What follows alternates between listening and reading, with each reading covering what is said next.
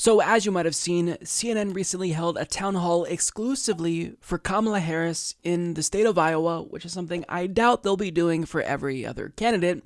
But nonetheless, they had a town hall with her, and as they usually do, they allowed the audience to ask certain questions. Now, watching this town hall, two things became very clear to me. One is that Kamala Harris is a very gifted politician.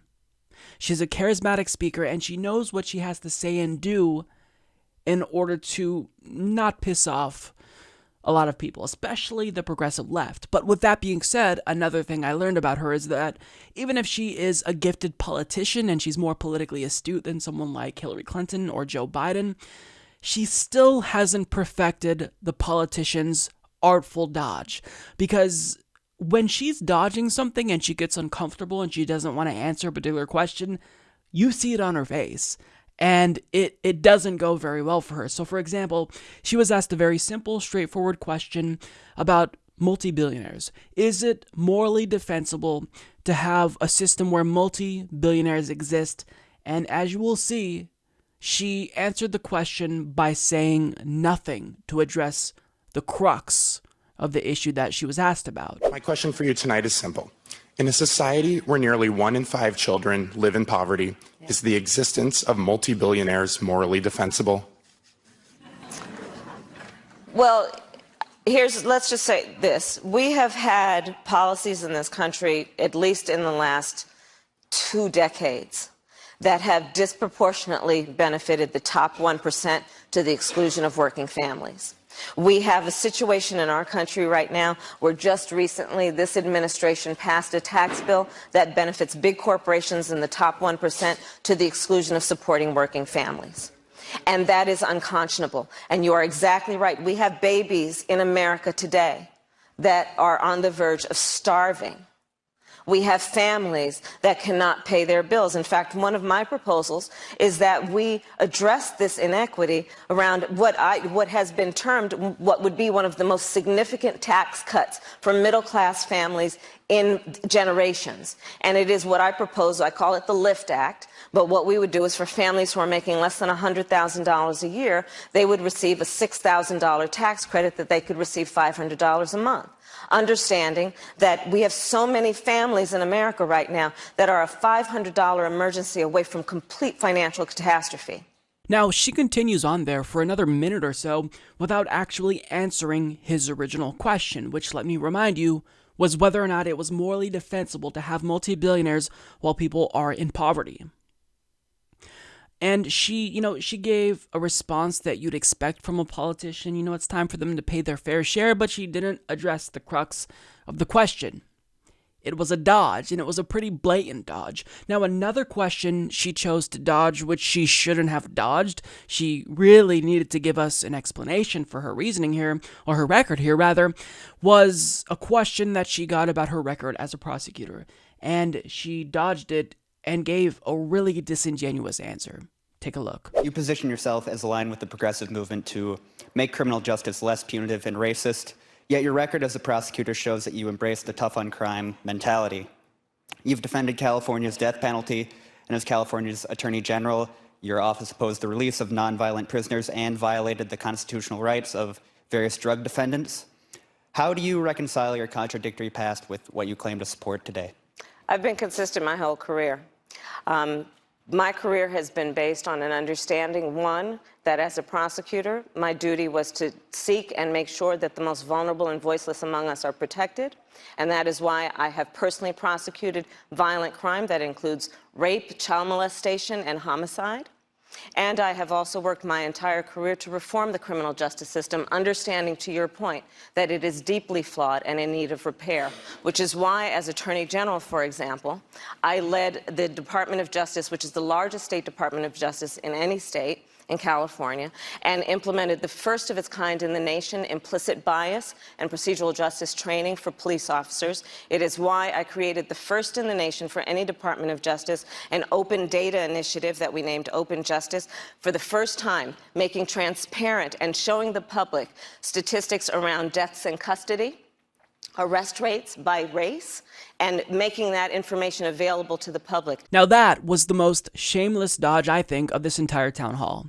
Because she didn't address the concerns of the person who asked the question. Now, of course, as a politician, you want to tout all of the good things about your record.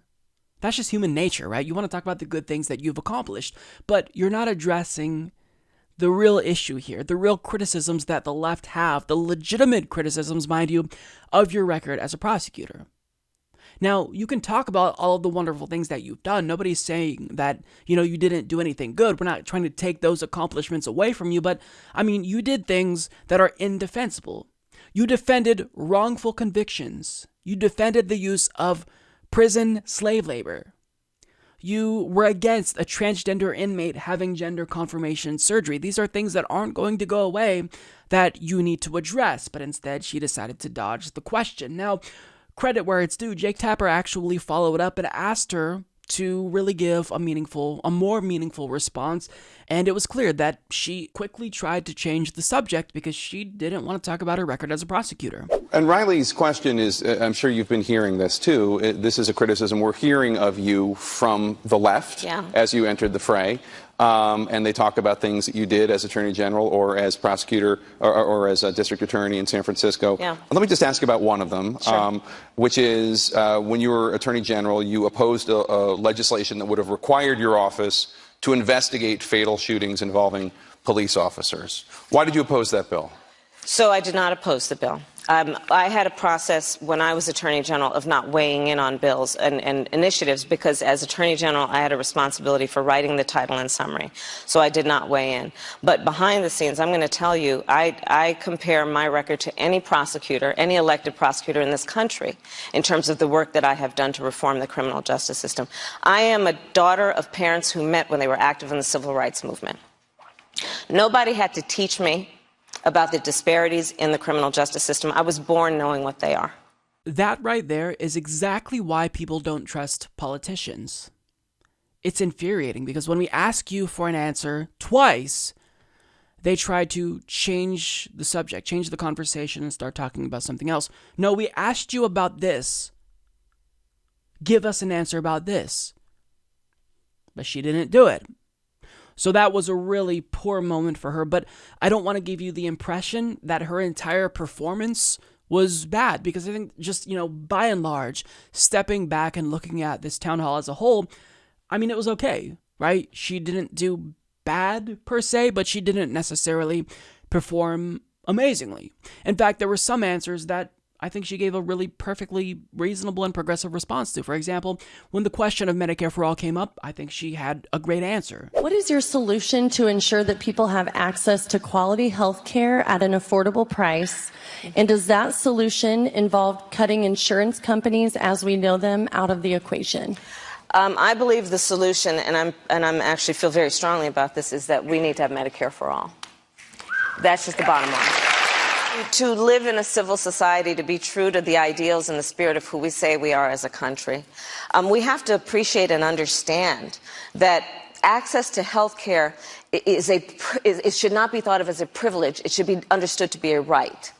It should be understood to be something that all people should be entitled to so that they can live a productive life, so they can have dignity. And having a system that makes a difference in terms of who receives what based on your income is unconscionable, it is cruel, and in many situations that I have witnessed, inhumane. Now, I was genuinely impressed. I think that was a virtually perfect answer, because she's saying what she needs to say.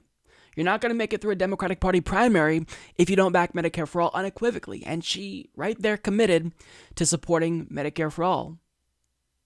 There was no, weasel language about access to healthcare. She said very clearly she supports Medicare for All, and she went on to talk about how these health insurance companies prioritize profits over people. So, great answer. Now, she did, however, kind of stumble when Jake Tapper asked for a follow-up, and I'll tell you where she went wrong. So, for people out there who like their insurance, they don't get to keep it? Well, listen, the idea is that everyone gets access to medical care. And you don't have to go through the process of going through an insurance company, having them give you approval, going through the paperwork, all of the delay that may require. Who of us has not had that situation where you got to wait for approval and the doctor says, well, I don't know if your insurance company is going to cover this? Let's eliminate all of that. Let's move on. So her answer there wasn't necessarily wrong, but what would have made her answer better is if she attacked the premise of that question, because the way that Jake Tapper framed it was that, our overall goal is health insurance, when health insurance doesn't necessarily mean you're going to get health care, because there are people now with health insurance that still don't get the health care that they need because they can't afford their deductibles. Or maybe it's the case that they have insurance, but they saw a doctor out of their network and they still have to pay, or their insurance company is refusing to pay for a particular medical procedure that they need. So health insurance in and of itself is not the goal. The goal is healthcare. So I wish that she would have been more direct in trying to attack the premise, because it's really a disingenuous way to frame this discussion about healthcare. So she stumbled there, but for the most part, her answer was okay. It was fine. I think that we have to make sure that we take the profit motive out of the healthcare debate and the industry, generally speaking, and that's basically what she alluded to. Great. Now, in regards to her supposed support for Medicare for All, we do need to be savvy. And I'm almost positive she's bullshitting all of us. And look, as a United States Senator, it's great to have her as an ally, but if Medicare for All is your number one issue, you just simply can't trust someone like Kamala Harris, who only recently got on board with Medicare for All less than 2 years ago. If you really care about getting Medicare for All and getting it codified into law specifically, then you're going to want to go with someone who's been advocating for this policy for decades. And we all know who that person is. It's not Kamala Harris. It's obviously Bernie Sanders. Now, again, by her vocalizing support for Medicare for All, in and of itself, that's a victory. That's good. I commend her for it. We don't want to shit on politicians too much when they come around to the right side of history and do what we want. But with that being said, in a really crowded Democratic Party primary field in 2020, I'm not going to risk going with a bullshitter who's just saying what we want her to say in order to pass a litmus test and then go on to get elected and never actually get Medicare for All passed. I'm going to go with the person who's been advocating for Medicare for All for decades. We interrupt this program to bring you a special report. So, I usually don't like doing things like this where I break the fourth wall, if you will, but I'm in the process of editing this video, and I can't even finish editing the video, and I find out this, that Kamala Harris already backtracked. Like, you can't make this shit up. As I make the video where I'm speculating about her being a bullshitter when it comes to Medicare for All, I can't even put out the video before she proves me right. Wow. So, in other words, we should always trust our instincts about corporate Democrats. So, I'm not going to get into the details of that right now. There will be a video on this, but yeah, just wanted to let you know before you comment that I'm aware of her flip-flop, and I will absolutely be discussing this because it's very telling. If you can't hold strong when it comes to Medicare for All and you're already backing down just like 12 hours after getting attacks from the right because of what you said, you're not going to be the person that's actually going to accomplish Medicare for All. So, what a joke. Anyways, back to your regularly scheduled Humanist Report programming. So that's what I'll say about this. We need to be cognizant of the fact that there are going to be politicians who will tell us what we want to hear, who will speak about Medicare for All in very direct, progressive terms, but when the question comes to them fighting for it, I don't know that they're going to do it. We saw that Kirsten Gillibrand basically just showed her cards and saying she wouldn't get rid of the filibuster to pass something like Medicare for All. And Kamala Harris also kind of showed her cards with regard to this issue during this town hall, because when somebody asked her what would be her number one priority as president, Medicare for All was not her answer. It was tax cuts. What is the very first thing you would do as president of the United States? Pass the LIFT Act. Passed the LIFT Act, which I mentioned earlier, which is and would end up being one of the most significant middle and working class tax cuts in recent generations in the United States. Wrong answer. And it's wrong for two reasons. Because as Waleed Shahid pointed out on Twitter, Democrats really shouldn't be perpetuating this idea that taxes are inherently bad, especially if we actually need to raise taxes in order to fund progressive policy programs like Medicare for all. Now, I'm not inherently against her tax proposal. In fact, the LIFT Act has been described by some as universal basic income light. But when we have a healthcare crisis in this country, when we have an impending climate catastrophe, the LIFT Act is just not a priority to me and probably won't be a priority to other Americans. So it's wrong because, first of all, she's not choosing to prioritize what people want her to prioritize. And two, it's wrong because don't demonize the idea of raising taxes, because if people will have more money in their pockets by you passing progressive policies, but you need to raise taxes to do so, then we don't want to communicate to them that taxes are bad. You're doing the Republican Party's bidding for them, either wittingly or unwittingly. So don't demonize taxes. Now, another thing that I wanted to get to was a quick bit with regard to climate change, because I don't want to be too down on her for climate change. I have called her out via Twitter because she hasn't really spoken about climate change, but thankfully somebody asked her about the Green New Deal and she did commit to supporting it. We've been hearing more about a Green New Deal to fight climate change. You have yet to fully endorse or reject it. Will you fully endorse the Green New Deal tonight? I support a Green New Deal. And I will tell you why. Climate change is an existential threat to us, and we have got to deal with the reality of it. I'm not 100% convinced that I believe her, but nonetheless, I still do think that that was a good answer. Now, the area where I think she shined the most during this entire town hall was in response to a question about gun policy. This was basically as good as it gets when it comes to answers from politicians. We have got to have smart gun safety laws in this country, and we've got to stop buying this false choice. You can be in favor of the Second Amendment and also understand that there is no reason in a civil society that we have assault weapons around communities that can kill babies and police officers. And I'm just going to be very, very blunt about this. You know, for years I've asked folks in D.C., you know, is the NRA real or is it a paper tiger? Like, what's the deal there? And the feedback is, well, 50-50. But here's what I've witnessed and what we have all witnessed. We have witnessed a case where a seated member of Congress, acting in her official capacity as a member of the United States Congress, was shot and permanently injured. Her name is Gabby Giffords. The people who work with her every day, who know her, you know, we have colleagues, we know them, we know their children, we break bread, we share holiday moments with them. The people who knew her didn't act. She was acting in her official capacity, not on vacation somewhere. You would think even out of self-interest they would have acted. They failed to act. 20 6- and 7-year-old babies were massacred in Connecticut. They failed to act. Here's what I think. I think that somebody should have required, and this is going to sound very harsh, I think somebody should have required all those members of Congress to go in a room, in a locked room, no press, no one, nobody else, and look at the autopsy photographs of those babies. And then you vote your conscience. This has become a political issue. And there is no reason why we cannot have reasonable gun safety laws in this country. And guess what, guys? Here's the reality of it also. We're not waiting for a good idea.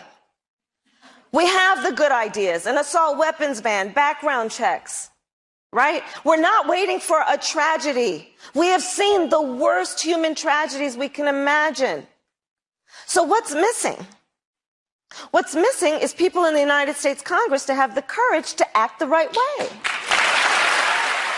So yeah, I really think that was probably her strongest moment of the night, and it's clear she's demonstrating that she knows how to work a crowd.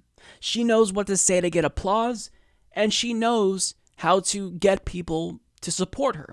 But with that being said, you know, there were some mixed moments. She was kind of wishy-washy on student loan debt. Are you going to cancel student loan debt? What's your actual policy here? Do you support tuition-free public colleges and universities?